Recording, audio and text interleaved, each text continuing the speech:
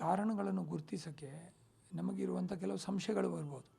ಈ ಸಂಶಯಗಳು ಬರುವಕ್ಕೆ ಕಾರಣ ಏನು, ನಮ್ಮ ಶರೀರದಲ್ಲಿ ಯಾವುದೇ ರೀತಿಯಲ್ಲಿ ಒಂದು ಅಲ್ಸರ್ ಆಗಲಿ, ಒಂದು ಗಡ್ಡೆ ಆಗಲಿ, ಅಥವಾ ಬ್ಲೀಡಿಂಗ್ ಆಗೋದಾಗಲಿ, ಅಥವಾ ಯಾವುದೇ ಥರದ ಅನ್ಯೂಶುವಲ್ ಸಿಮ್ಟಮ್, ಅಂದರೆ ಅನ್ಯೂಶುವಲ್ ಸಿಮ್ಟಮ್ ಹೇಳಿದರೆ ನನಗೆ ಕಂಟಿನ್ಯೂಸ್ ಕೆಮ್ಮು ಬರ್ತಾ ಉಂಟು, ಅದರೊಳಗೆ ಸ್ವಲ್ಪ ರಕ್ತನೂ ಬರ್ತಾ ಉಂಟು.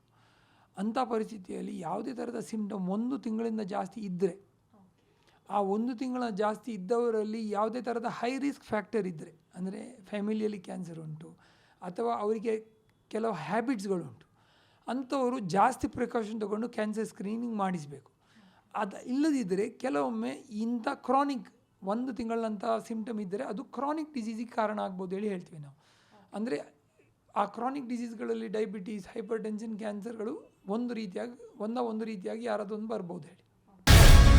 ಗ್ಯಾರಂಟಿ ನ್ಯೂಸ್, ಸುದ್ದಿ ಖಚಿತ, ನ್ಯಾಯ ನಿಶ್ಚಿತ.